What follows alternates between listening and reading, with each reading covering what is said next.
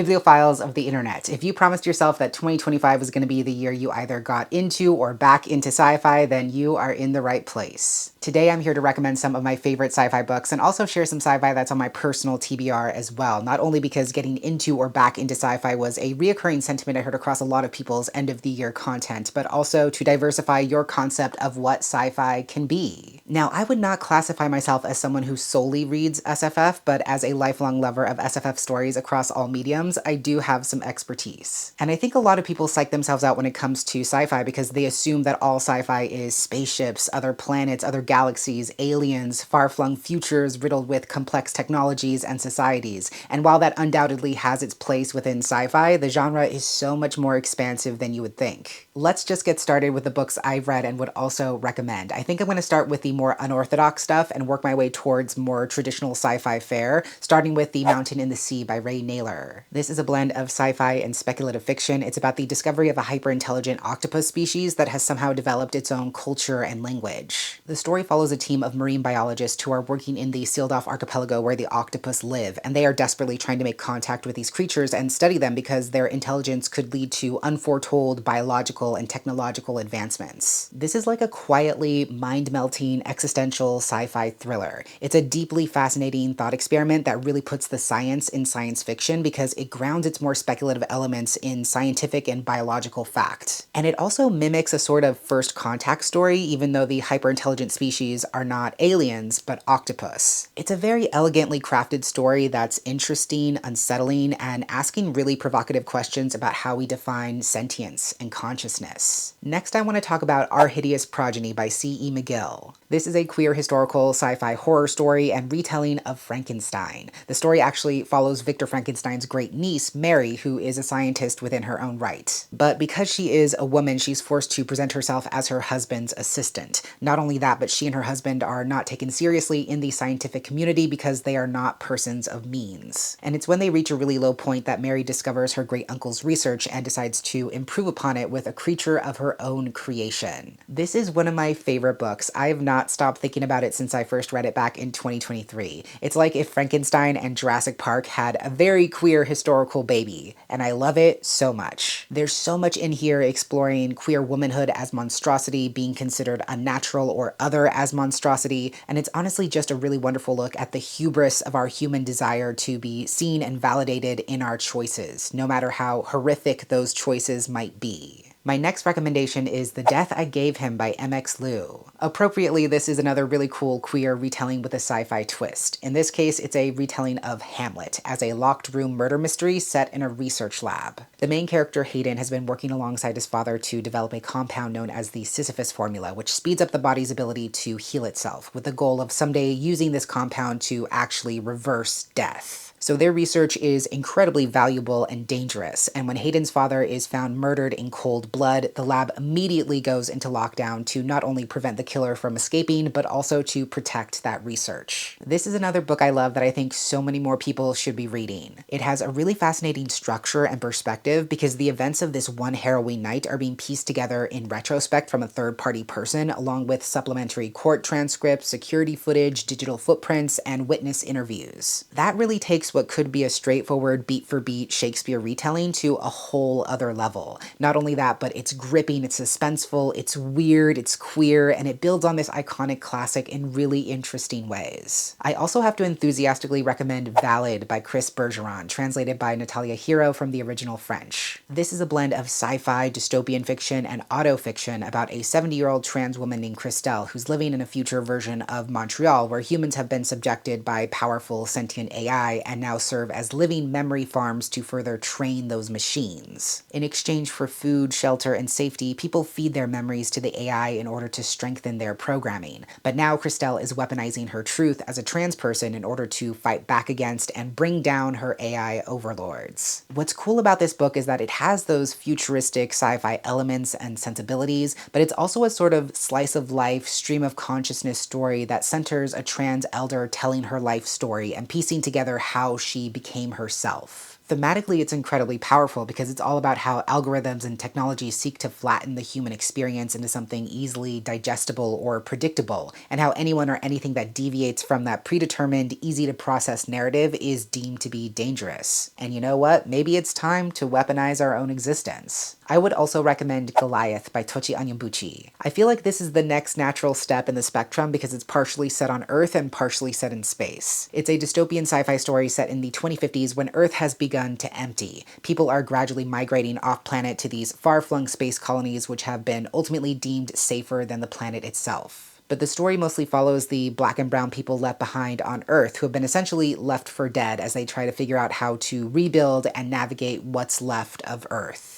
This is a bit more experimental. It's not going to hold your hand, but I also think that's what makes it so cool. It's very kaleidoscopic in its viewpoint and bounces around between a lot of different characters and unexpected vantage points. And even though it's set in a somewhat distant future, it really beautifully highlights how systemic injustice will persevere even after the system is no longer in place, and how the issues marginalized communities are facing now are the same ones we've always faced and the same ones we will continue to face if nothing changes. Before we get into space, my last Earth-adjacent recommendation would be a recent favorite of mine, and that is Time's Agent by Brenda Peinado. This is a sapphic sci-fi novella that also plays with aspects of dystopia. It's set in the future when humankind has discovered how to access and travel through pocket universes. Raquel and her wife Marlena both used to study these pocket universes as an archaeologist and biologist respectively, with the hope of somehow changing the world. But that was 40 years ago. Now Raquel is a disgraced ex-agent. Their daughter's consciousness has been installed into a robot dog, pocket worlds have been seized and commodified by corporations, and her wife lives in a pocket universe that Raquel wears on a chain around her neck. If you want to tease the crap out of your brain and ponder these equally fascinating and horrifying possibilities for how humankind can destroy and exploit any and all technological advancements, you should read this. It's another really interesting thought experiment with incredibly expansive world building that has really powerful things to say about the continuous advancement of the colonial project and the conscious or unconscious role of the colonized in their own colonization and displacement. Moving into space, I think a great sci-fi novella series for beginners is the Masa and Pleiti books written by Malka Older, the first being The Mimicking of Known Successes. This is a sort of cozy, gaslamp, queer sci-fi mystery series very much in the vein of Sherlock and Watson. It's set in a future where humankind has successfully migrated from Earth to Jupiter, and there the enigmatic investigator Masa solves crimes. In the first book, her path crosses once again with her academic peer and former lover Pleiti when a university scholar mysteriously disappears. I love this series with all my heart. There are 2 books currently out right now, and we have so many more on the way. The 3rd book should actually be coming out sometime in June. Again, I think this is a great series for sci-fi newbies to dip their toes into because here sci-fi equally shares the stage with other genres like mystery and romance. I also love the voice and writing style of this series. It reads very much like a classic Holmesian mystery. The characters are great, the second chance romance is delightful, and each book so far has been satisfyingly episodic. I want to stay in this sci-fi mystery niche for just a second longer and also recommend the soon-to-be-released Murder by Memory by Olivia Waite. This is coming out in March. It's another cozy sci-fi mystery, but this one's set in a generation ship called the HMS Fairweather, where they have perfected a form of technology that allows people's memories, experiences, and genomes to be uploaded into books. It's essentially a form of immortality or reincarnation because once someone passes away, their consciousness can then be programmed into a new body. But the main character, Dorothy, is one of these ship's detectives, and she suddenly wakes up in a body she does not recognize and learns that someone is not only killing bodies,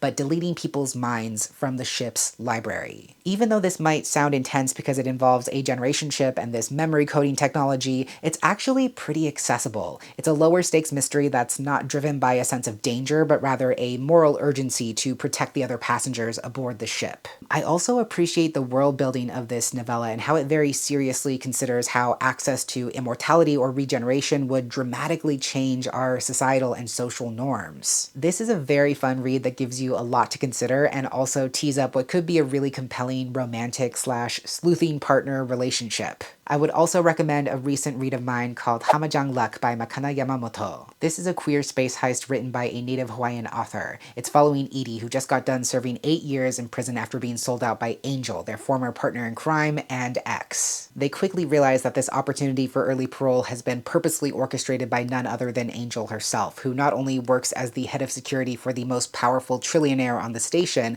but also wants Edie's help in one last job to finally take this trillionaire down for good. If you love a good heist or crime thrillers with a really cool genre twist, then I think you would like this. I said this in my January wrap-up, but I really love how the story itself is built around the heist from the inside out. You actually get to see all the crew members playing their parts both leading up to and through the heist itself, which makes for a really satisfying payoff. The story is funny and surprisingly heartfelt, but also fast-paced and full of really cool sci-fi crime action. Definitely a really exciting release. My second to last personal recommendation would have to be The Vanished Birds by Simon Jimenez. Simon Jimenez is not only a master of fantasy, as you have no doubt heard about his incredibly prolific fantasy book, The Spear Cuts Through Water, but he is also a master of sci-fi. This is a standalone space opera about Nia, a woman existing outside of place and time, who travels through time and space as a mercenary aboard a humble spaceship. Her life changes when a mysterious boy falls from the sky and ends up as her charge. This boy is extremely traumatized and will not speak, but he does communicate by playing music on his flute. And as he and Nia slowly begin to connect, she realizes that he could be the key to unlocking a new form of space travel, and that there are people who would do anything to study him and tear this makeshift family apart. Just like The Spear Cuts Through Water, this story is a masterpiece, but it's also accessibly slice of life, as it allows the reader to simply bear witness to the days, months, and years that go by aboard this ship. It's a really special and quietly tender story about this unorthodox family learning that love is a promise we make to one another and a mark that we make on each other that can always be traced. Last but certainly not least, I do have to once again recommend Nine Fox Gambit by Yoon-Ha Lee. This is an epic sci-fi story about a disgraced captain named Kelcheris who's being punished for using unconventional military tactics in the ongoing war against the heretics. In order to save herself and her career, she is given the chance to redeem herself by retaking the Fortress of Scattered Needles. But before she does, her body will forcibly become a vessel for the undead soul of a ruthless tactician known as Shuos Judao, who has never once lost a battle, but also massacred 2 armies, including his own.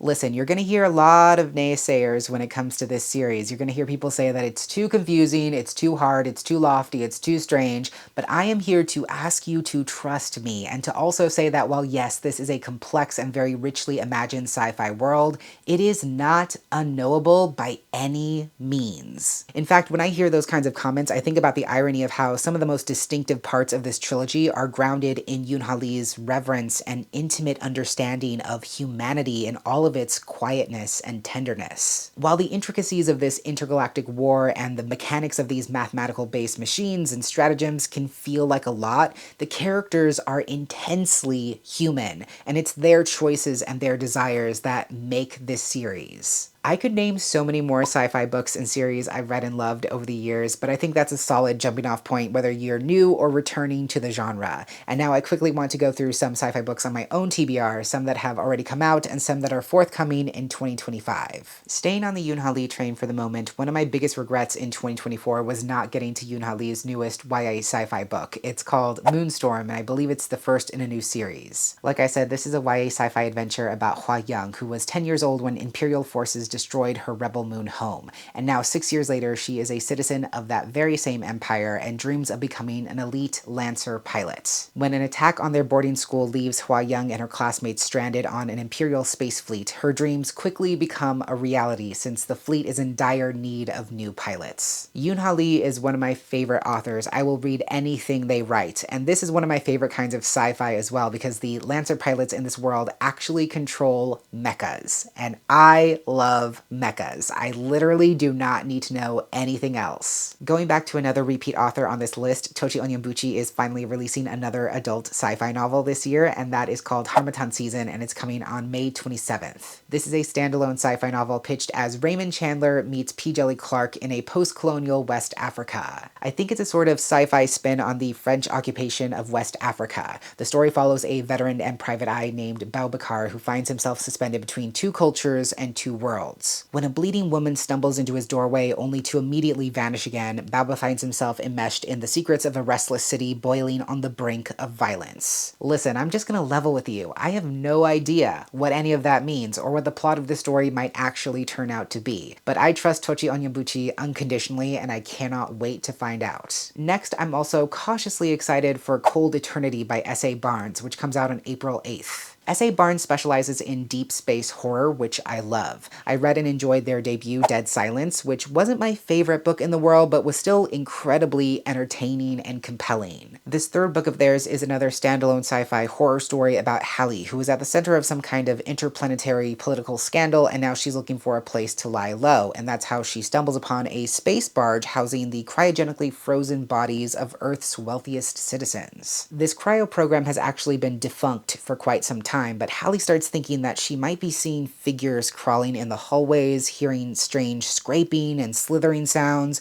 and it's not long before she realizes that she may have gotten herself trapped in an even more dangerous situation than the one she was running from in the first place. I'm very curious about this one. Like I said, I love deep space horror, I love creature features in space where there's nowhere to run, and I think and I hope it's gonna be a creepy good time. This next book I actually heard about on Book Talk, and that is Artificial Wisdom by Thomas R. Weaver. This is set in 2050, right after a devastating heat wave kills off 400 million people across the Persian Gulf, including journalist Marcus Tully's wife. In his grief, Marcus begins to wonder whether this was in fact a natural disaster, or is weather itself now a controllable weapon of genocide. A whistleblower pulls Tully into a murder investigation at the center of an election for a global dictator, with a mandate to prevent a climate apocalypse. And so Tully must somehow convince the world to face the truth and make some hard choices about the future of the human species. I do enjoy a good political sci-fi thriller with a bunch of moving parts, so I'm very curious about this. One of my most anticipated releases of last year was actually Metal from Heaven by August Clark.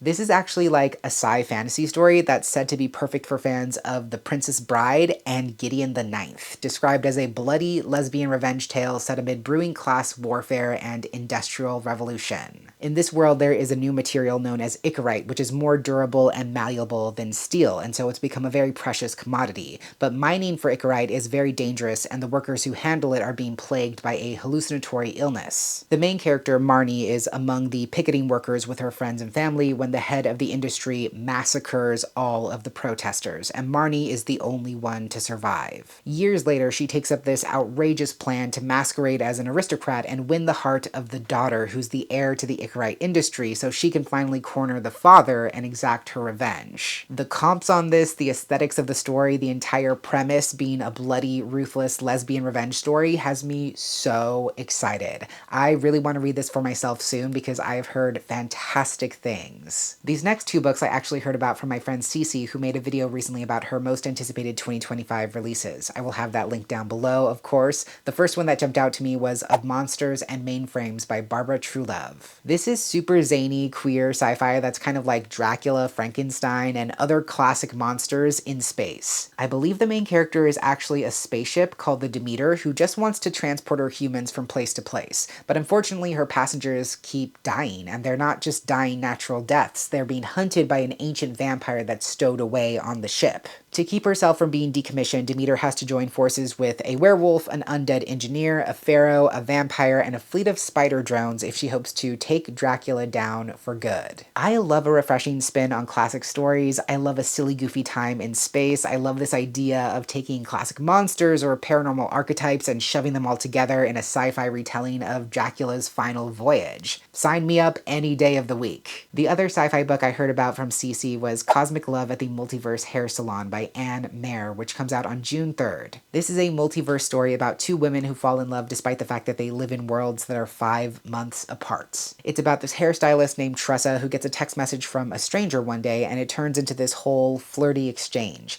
They agree to meet up, but the other person, Meryl, never shows. Tressa doesn't think anything of it until Meryl's sister shows up at the salon demanding to know what is going on because Meryl couldn't have contacted Tressa because she's been missing for weeks. Multiverse stories are also my jam. I love a good queer sci-fi romance with a time paradox. It almost reminds me of The 7-Year Slip, but if The 7-Year Slip were much more queer and leaned even heavier into the time slip mechanic, so I definitely have my eye on this. Last but certainly not least, I want to quickly mention a recently announced sapphic sci-fi novella called Volatile Memory by Seth Haddon, which comes out on July 22nd. I think the main character, Willa, might be some kind of bounty hunter, and in this world, hunters use these high-tech masks. And when she hears about a lucrative piece of tech waiting on a nearby planet, she immediately makes plans to go retrieve it. What she discovers is a strange mask that somehow has retained someone's memory and identity, and Willa finds herself really bonding with this disembodied consciousness. So I believe she's trying to protect this technology that she's found and this consciousness that she's connected with from all the other hunters who are hot on her trail at all costs. I always find it really interesting when sci-fi stories play with consciousness and technology that can store memories or mimic human traits. It brings up really interesting questions about how we define sentience, what we might create with technology, whether we should or not, and it seems like this story is going to have that in spades, on top of what sounds like a really unique sapphic romance. So there you have it. Whether you are returning to sci-fi, if you want to hear about new and upcoming sci-fi stories, or whether you're entirely new to the genre and looking for somewhere to start, I hope this helps. Of course, as I said, this was never intended to be an exhaustive list, so if there are sci-fi stories that you would also recommend, feel free to help some folks out and drop those down below in the comments. Thank you so much for watching, and until next time, educate yourself, be kind to yourself, take care of yourself and others, and I will catch you on the flip side of the page.